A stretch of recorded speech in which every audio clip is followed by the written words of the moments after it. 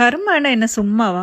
அது பவர்ஃபுல், ரொம்ப ரொம்ப பவர்ஃபுல். இந்த கதையை கேட்டு பாருங்க, உங்களுக்கே புரியும். ஒரு நாள் ஒரு கிராமத்துல வயக்காட்டுல பெண்கள் எல்லாம் தம் வேலையை பண்ணிட்டு இருக்கும்போது திடீர்னு வானத்துல நல்லா மேகம் மூட ஆரம்பிச்சு கொஞ்ச நேரத்திலேயே நல்ல மழையும் பெய்ய ஆரம்பிச்சிருச்சு.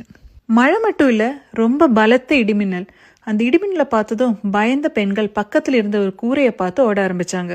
ஏன்னா மின்னலோட சத்தம் காதையே பிளக்கிற மாதிரி இருந்தது. அவங்க இதுக்கு முன்னாடி இப்படி ஒரு மின்னலை பார்த்ததே இல்லை. அந்த கூரைக்குள்ளார போன பெண்கள் பாதுகாப்பான ஒரு இடத்துக்கு வந்துட்டோன்னு நிம்மதியா நிக்க ஆரம்பிச்சிட்டாங்க. ஆனா அங்கதான் கதைய ஆரம்பிக்குது.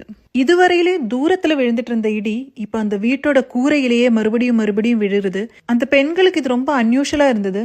என்ன பண்றது அப்படின்னு யோசிக்க ஆரம்பிச்சாங்க. அதுல இருக்கிற ஒரு பொண்ணு சொல்றா, இந்த இடிமின்னல் நிச்சயமா நம்மளை யாரோ ஒரு ஆளை கொண்டு போகத்தான் வந்திருக்கு. அந்த ஒரு ஆளோட விதியை மாத்த நம்ம முயன்றா நம்ம எல்லாத்தோட விதியும் அது மாற்றிடும். அதனால நம்ம ஒவ்வொருத்தரா வீட்டுக்கு வெளியில போலாம், 5 நிமிஷம் வெளியில நிக்கலாம். அந்த இடி நம்மளை தாக்காட்டினா அது அந்த ஆள் இல்ல, அந்த ஆளுக்கு உள்ள வரலாம், மறுபடியும் அடுத்த ஆள் வெளியில போலாம். அப்படி வெளியில நிக்கும் போது யார இடி தாக்குதோ அது அவனோட விதி. அந்த விதிக்கு அவளை விட்டு கொடுத்தா மத்தவங்க எல்லாம் சேஃபா இருக்கலாம் அப்படின்னு ஒரு ஐடியாவை முன்வைக்கிறாங்க. எல்லாரும் அதுக்கு ஒத்துக்கிறாங்க. ஒவ்வொருத்தரா வெளியில போய் சேஃபா உள்ள வர்றாங்க.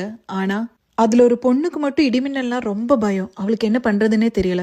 கடைசியா எல்லாரும் போய் வந்தாச்சு. இப்ப அவ மட்டும்தான் பாக்கி. எல்லாரும் அவளை பார்த்து கத்த ஆரம்பிக்கிறாங்க. ஓ, அப்ப அது நீதான், உனக்காகத்தான் இந்த பலத்த இடிமின்னல்னு சொல்லி வெளியில போக மறுக்கிற அந்த பொண்ணை பலவந்தமா புடிச்சு வெளியில தள்ளி விடுறாங்க. அந்த பொண்ணு பயந்து போய் கண்ணை மூடி என்ன பண்றதுன்னு தெரியாம வெளியில நிக்கும் போது ஒரு பலத்த இடிமின்னல் அந்த வீட்டுக்குள்ளார வருது.